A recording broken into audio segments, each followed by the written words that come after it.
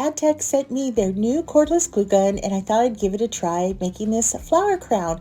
Now, what I love about this glue gun, it has a heavy base, and of course it's cordless, so you just plug it in to charge. When the light turns green, go ahead and turn it on to warm up like a normal glue gun, and you are good to go. It has a precision tip, and I use this to glue some Mexican tissue flowers on a headband in honor of Valentine's Day, just to wear to festivals or wherever you want.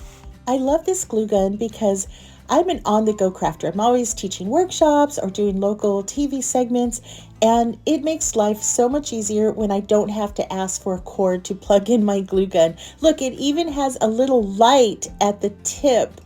I love it. Everything is there. Here is my finished Valentine's Day flower crown. So easy to assemble, and I hope you like it.